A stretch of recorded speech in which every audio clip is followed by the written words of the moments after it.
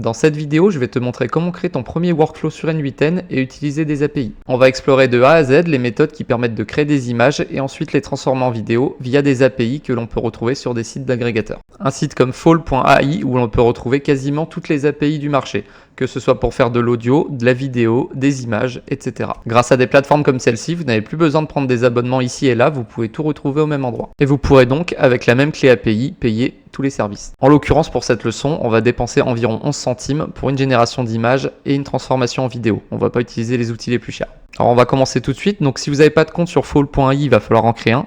C'est pas sponsorisé, hein, je ne suis pas payé pour faire cette vidéo, c'est juste l'outil le plus pratique, hein, il faut l'admettre. Donc il faut créer votre compte et après il va falloir mettre malheureusement de l'argent dans votre porte-monnaie. Donc vous pouvez appuyer sur le petit plus en haut à côté des sous et vous pouvez créditer donc de la manière que vous voulez. Hein. Vous pouvez créditer, je sais plus c'est quoi le dépôt minimum, je saurais pas vous dire. Je ne sais pas du tout. Je crois que c'est 10 $.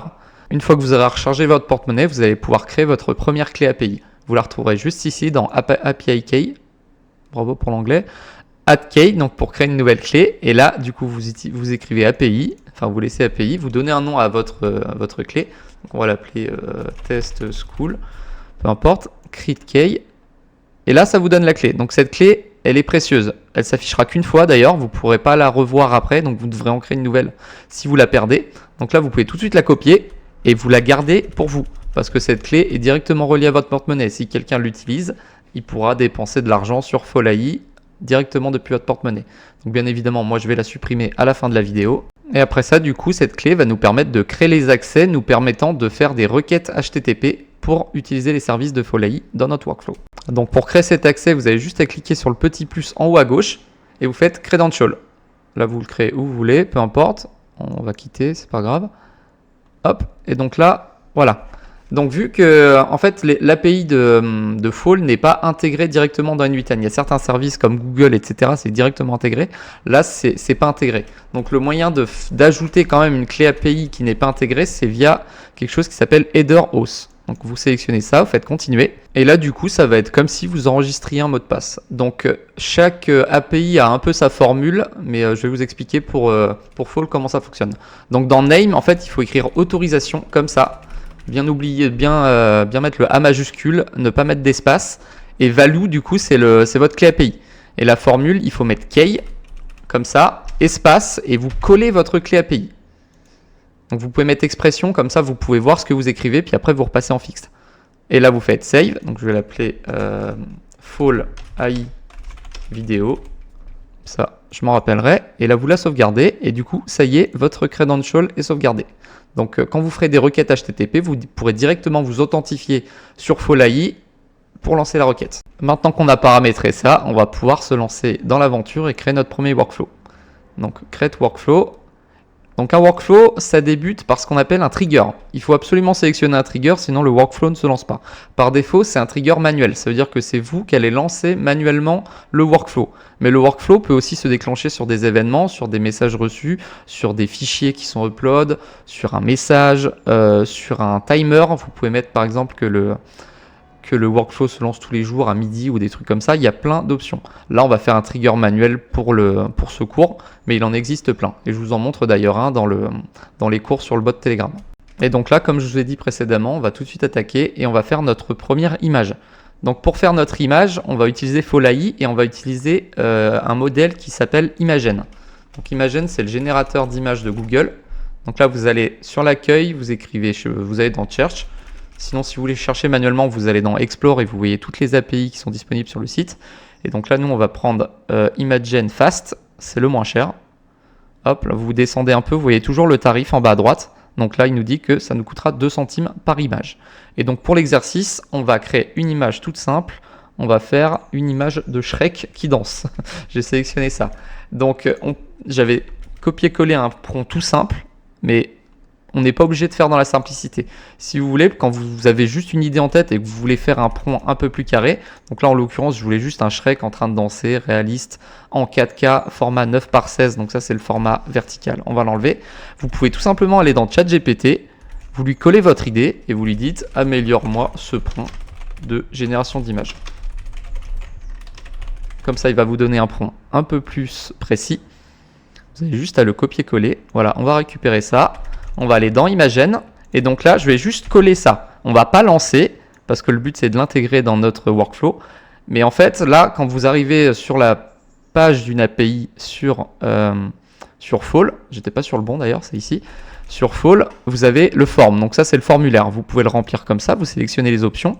Et après, ce que vous faites, quand tout est prêt, vous regardez ça, vous faites JSON. Et vous pouvez récupérer toute cette partie, qui sera le contenu de la requête qu'on va envoyer sur N8N. Donc on va tout de suite retourner sur le workflow et créer une requête HTTP. Donc vous faites le petit plus, vous écrivez HTTP, HTTP request. Et donc là, il y a plein d'options à créer. Donc déjà la méthode. En fait, là, vous allez appeler depuis l'extérieur les services de Fall AI et il faut savoir ce que vous lui demandez. Donc là, en l'occurrence, ça va être un post. Donc on lui envoie une demande. Ça, l'URL, vous pouvez retourner sur Imagen et vous pouvez aller voir dans là, c'est URL, et vous copiez-coller le lien qui est juste ici. Vous prenez ce lien et vous le mettez juste ici. Et donc là, authentification, c'est là qu'on se connecte en fait avec notre clé API pour faire appel au service. Donc là, on a déjà enregistré nos credentials, il y a juste à aller les récupérer. Vous allez dans Generic Credential, Header Auth, et là, vous sélectionnez celle que vous avez enregistrée. Donc moi, c'était Fall AI vidéo. Donc là, il y a tout, il y a l'adresse de connexion, il y a les identifiants. Maintenant, il faut savoir ce qu'on envoie à l'API, ce qu'on va lui demander. Donc là, c'est dans SendBody que ça se passe. Vous sélectionnez SendBody. Body Content Type, c'est JSON, c'est bon. Et juste là, vous mettez Using JSON. Ensuite, vous retournez sur Fall AI, vous retournez sur le truc JSON. Et là, vous copiez-collez ce qui était ici. Vous pouvez le coller là-dedans. N'oubliez pas de cocher expression. Et donc, vous allez voir qu'il y a tout le prompt. Donc là, c'est tout un code en JSON pour communiquer avec l'API. Et donc l'API nous demande un prompt, un aspect ratio, la taille de l'image et le nombre d'images qu'on lui demande. Après tout ça, la requête est prête à être envoyée. Donc on va le faire, on va faire execute step. Donc là, vous voyez, c'est marqué in queue et il y a toute une liste d'adresses qu'on va utiliser. Donc l'étape suivante maintenant, vu qu'on doit quand même attendre que l'image soit créée, on va juste ajouter un node qui est un node wait, donc un node d'attente. Parce que quand vous lancerez l'automatisation, vous vous doutez bien qu'à la seconde où vous allez envoyer la requête pour demander l'image, la seconde d'après, l'image ne sera pas générée. Donc on est obligé d'inclure un node wait pour que le workflow fasse une petite pause avant d'aller demander l'image. Donc là, on va faire un wait. Imagen, c'est assez rapide, donc on va faire un wait de 30 secondes et on va exécuter la step directement. Donc vous voyez, ça va attendre un petit peu et on pourra ensuite passer à l'étape suivante. Et donc pour l'étape suivante, vous allez prendre votre HTTP request, vous pouvez faire CTRL-D, ça va le dupliquer. Vous pouvez directement le relier et on aura juste à changer 2-3 trucs pour récupérer notre image. Donc vous retournez sur l'HTTP request et cette fois, ce qu'on va faire comme méthode, c'est get. Donc c'est récupérer. La première fois, on a fait post pour demander. Maintenant, on fait get pour récupérer le résultat. Donc get, on va attendre que les 30 secondes se terminent parce que l'URL n'est pas la même. On va supprimer l'URL et on va attendre. Et là, sendBody, pareil, on l'enlève parce qu'on n'a pas de demande à formuler autre que get. On n'a pas besoin d'envoyer de prompt ou quoi que ce soit, donc le body, ça ne nous intéresse plus. Et là, dans l'URL, vous allez pouvoir faire glisser response URL. Vous le faites glisser comme ça et vous pouvez faire execute step. L'image est finie d'être créée, donc là, on a reçu un URL qu'on va pouvoir aller constater. Et donc là, notre image a été créée. Vous avez votre Shrek qui est en train de danser. Après tout ça, on va passer à l'étape suivante qui est de transformer cette image en vidéo. Donc pour ce faire, ça va être très simple. On va récupérer ces 3 nodes qu'on a déjà fait et on va les dupliquer également. On va les mettre juste en dessous, on va relier le tout et ce qu'on va faire, c'est maintenant, on va modifier les adresses et les requêtes HTTP, mais le contenu sera le même. On aura une première requête HTTP où on demande quelque chose, un deuxième node où on attend et le troisième node où on récupère le résultat. Sauf qu'on va tout simplement changer d'API et modifier les options. Et donc là, pour créer une vidéo, maintenant, on va faire ce qu'on appelle du image to vidéo. Avant, on a fait du texte to image. On envoie du texte pour recevoir une image. Là, on va faire du image to vidéo, envoyer une image et recevoir une vidéo en retour. Donc ça, Imagen ne le fait pas. Il va falloir qu'on cherche une API de génération image to vidéo. Donc je vais prendre la moins chère actuellement qui est Seedance. Seedance Lite, normalement c'est Pro Lite, image to vidéo, voilà. Et donc là, ça va être le même concept que tout à l'heure. On va aller déjà dans le CURL pour récupérer l'adresse à laquelle envoyer la requête. On va directement copier ça. On va aller dans notre première requête HTTP post et modifier l'adresse. Ensuite, on va retourner sur Seedance et on va remplir le formulaire. Donc là, on va pas mettre d'adresse pour récupérer un truc vierge pour que je puisse vous montrer. Et on va récupérer un prompt. Donc là, en gros, on va refaire un prompt tout simple. On va dire... attends.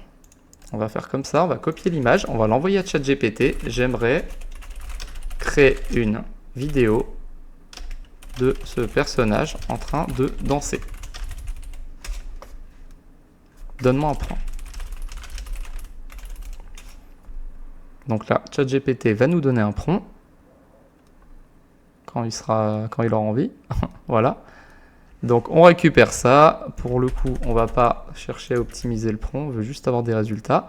On colle le prompt et donc en fait là, pareil, on va passer en JSON et donc on va obtenir notre body. Donc le contenu de la demande qu'on va envoyer à Seedance. Donc là, les credentials, c'est toujours les mêmes. Ça, on ne change absolument rien. On a juste changé l'adresse. Et là, on va changer le body. On va coller notre nouveau body à la place. Et là, du coup, vous voyez bien, prompt, ce qu'on veut. Résolution 720p, on va mettre en 5, je crois que c'est 540. Attendez, j'ai oublié le form. Il y a vrai des options en plus. Et là, en l'occurrence, cette API, vous voyez, elle coûte 18 centimes les 5 secondes si on fait une vidéo en 720p. Mais si on fait une vidéo en 540p, en 480p, pardon, c'est moitié prix. Donc on va faire 480p, juste modifier ça. Si vous avez des doutes sur la tarification d'une API, etc., vous pouvez toujours retrouver la documentation. Je ne sais plus où elle est exactement. Je crois que c'est là-dedans, API. Et vous avez toutes les informations en général. Mais sinon, comme dit, c'est toujours en bas à droite. Bref, du coup, on a le contenu de notre requête. On a l'adresse à laquelle envoyer. On va pouvoir faire execute step.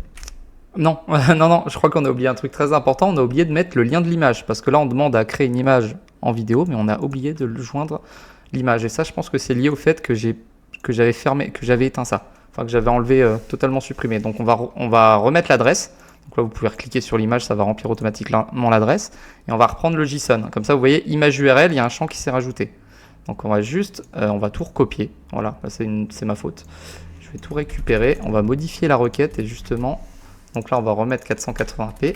Et en fait, du coup, l'image URL, vous pouvez le supprimer et vous faites glisser l'image URL de la requête HTTP précédente. Comme ça, vous voyez, ça va directement récupérer l'URL de l'image de Shrek qu'on a généré précédemment. Et là, normalement, cette fois, on est bon. Execute step.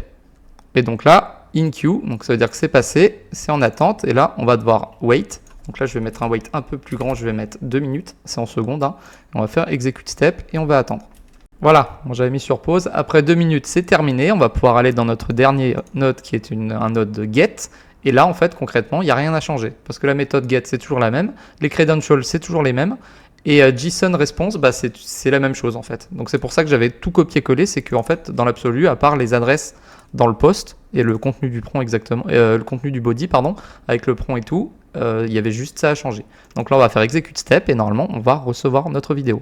Donc là, soit vous pouvez copier l'URL et aller directement la regarder sur Internet, soit on peut rajouter encore un node HTTP et on peut faire tout simplement get. Donc là, c'est pour récupérer toujours et on colle juste le lien de la vidéo. En fait, ça va permettre de juste aller télécharger la vidéo tout simplement et de l'avoir directement dans le workflow.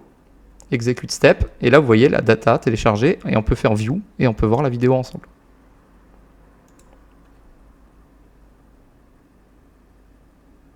Quand elle aura envie de se lancer.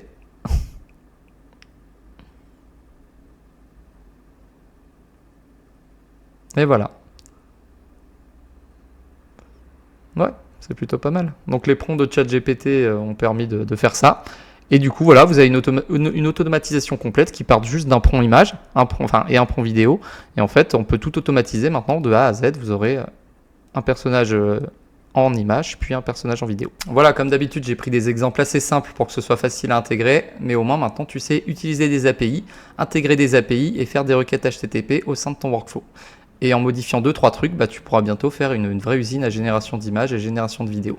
Ce qu'on apprendra dans la leçon suivante en incluant des Google Sheets, entre autres.